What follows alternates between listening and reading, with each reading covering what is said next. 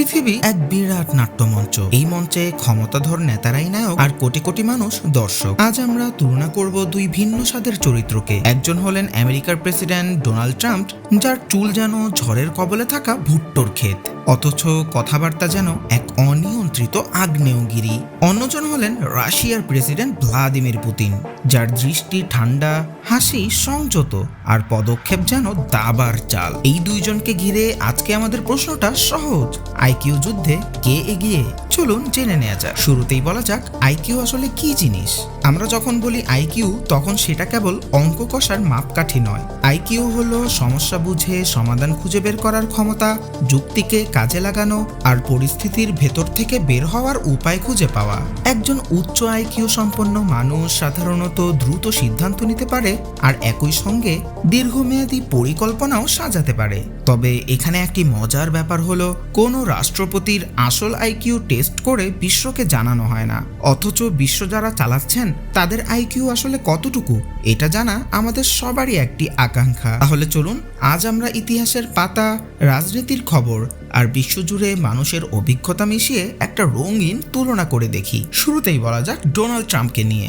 Donald ট্রাম্পকে নিয়ে বিতর্ক যেন থামেই না। তাকে বিতর্কের বাদশা বলাটাও ভুল হবে না। ডোনাল্ড ট্রাম্প একজন বিলিয়নিয়ার ব্যবসায়ী, রিয়েলিটি শো দ্য অ্যাপ্রেন্টিসের চমকপ্রদ তারকা, আর এরপরে তিনি হয়েছেন হোয়াইট হাউসের সবচেয়ে নাটকীয় প্রেসিডেন্ট। ট্রাম্প প্রায়ই দাবি করেন, আমার আইকিউ খুবই উঁচু, আমার চেয়ে বেশি বুদ্ধিমান কেউ নেই। এটা শুনে মনে হয় তার হয়তো অনেক আত্মবিশ্বাস, কিন্তু অনেক সময় সেটা অহংকারের মতো শোনায়।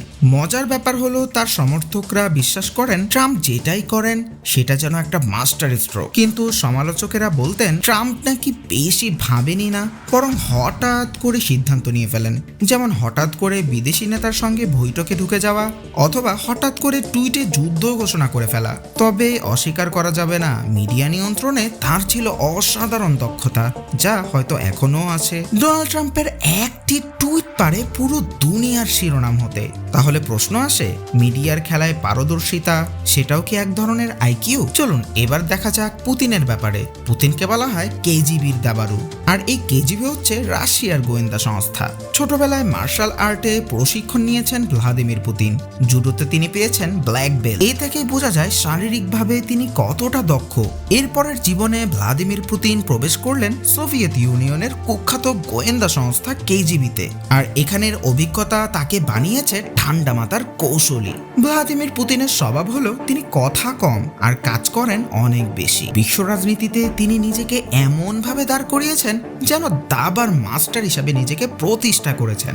অনেক সময় অনেকের মনে হয় প্রতিপক্ষের দুই এক চাল আগেই ভ্লাদিমির পুতিনের পরিকল্পনা তৈরি থাকে। এই যেমন সিরিয়ায় হস্তক্ষেপ, ক্রিমিয়া দখল আর ইউক্রেন যুদ্ধে দীর্ঘ প্রস্তুতি, সবই এক করে দেখিয়েছে। তিনি ঝুঁকি নেন, কিন্তু সেটা কখনোই অন্ধকারে তীর ছোড়া নয়। ভ্লাদিমির পুতিনের সবচেয়ে বড় শক্তি হলো তিনি প্রতিপক্ষকে ধৈর্যের খেলায় হারিয়েই দেন, আর এর মাধ্যমে অবশ্যই ভ্লাদিমির পুতিনের আইকিউর প্রকাশ পায়। এখন যদি আমরা বাইরের দৃষ্টিতে দেখি, তাহলে দেখব আমেরিকার জনগণ ট্রাম্পকে দেখছে এক ধরনের শোম্যান হিসাবে। তিনি রাজনীতিকে বানিয়েছেন টিভি শো, যেখানে নাটক আছে, মজার উক্তি আছে আর প্রতিদিন নতুন কাহিনী আছে। অন্যদিকে রাশিয়ার জনগণ পুতিনকে দেখছে এক ধরনের শক্তিমান নেতা হিসাবে। তিনি কঠিন, ভয়ঙ্কর, কিন্তু একই সাথে স্থির। বহু গবেষণায় বলা হয়ে থাকে পুতিনের অনুমানিক আইকিউ 130 থেকে 140-এর মধ্যে, যা তাকে উচ্চ বুদ্ধিমত্তা সম্পন্ন শ্রেণীতে ফেলে। আর ট্রাম্পের আনুমানিক আইকিউ 120 থেকে 125, যা খারাপ নয়, বরং অনেক দেশের নেতার চাইতে ভালোই বেশি। তবে প্রশ্ন হলো, আইকিউ যতই থাকুক সেটাকে কাজে লাগাতে পারলেই তো আসল প্রমাণ মেলে। যদি আইকিউ থাকে কিন্তু সেটাকে কাজে লাগানো না যায়, তাহলে তো এটা আসলে ব্যর্থতা।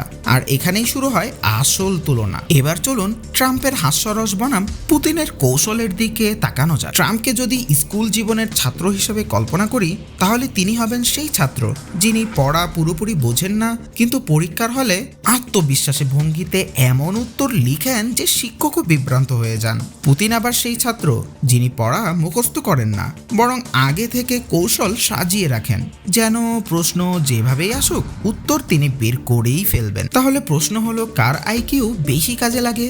রাজনীতির মঞ্চে কিন্তু অনেক সময় যুক্তির চাইতে নাটকও কাজ করে ভালো, কিন্তু আবার কখনো কখনো ঠান্ডা কৌশল সব জয় করে নেয়।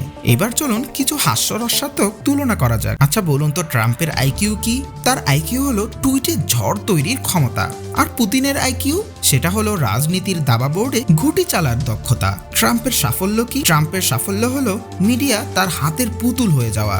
আর পুতিনের সাফল্য কি? পুতিনের সাফল্য হলো প্রতিদ্বন্দ্বীকে এক চালেই খেলা থেকে সরিয়ে দেওয়া। যদি আমরা ট্রাম্পের স্টাইলকে রঙিন আতশবাজি বলি, তবে পুতিনের স্টাইলকে বলতে হবে নীরব ক্যালকুলেটর। এবার তাহলে চলুন সিদ্ধান্তটা নেয়াই যায়। আসলে আইকিউ যুদ্ধে বিজয়ী কে, ডোনাল্ড ট্রাম্প নাকি ভ্লাদিমির পুতিন?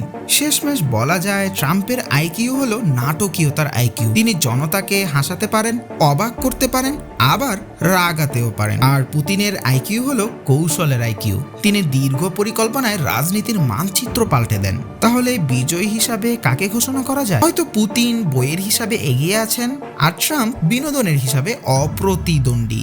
একজন দাবা খেলেন, আরেকজন শো করেন। আর দর্শক হিসাবে আমরা তাই কাউকেই এগিয়ে রাখতে পারি না, কাউকে পিছিয়েও রাখতে পারি না। আপনার যদি মনে হয় নাটকীয়তাই সবচেয়ে বড় আইকিউ, তবে আপনার জন্য ট্রাম্প সেরা। আর আপনার যদি মনে হয় ঠান্ডা মাথায় গভীর কৌশল খেলা হচ্ছে সবচেয়ে বড় আইকিউ, তবে আপনার জন্য ভ্লাদিমির পুতিন এগিয়ে। দর্শক হিসাবে আমরা শুধু বলি, রাজনীতির আইকিউ আসলেই এক রহস্যময় খেলা, যেখানে হিসাব সবসময় মেলে না। আপনাদের কাছে কি মনে হয়, কে সবচেয়ে আইকিউতে এগিয়ে, ডোনাল্ড ট্রাম্প নাকি ভ্লাদিমির পুতিন? আপনাদের সিদ্ধান্ত জানিয়ে দিবেন আমাদের পোস্টের কমেন্ট বক্সে এবং আমাদের ভিডিওর কমেন্ট বক্সে।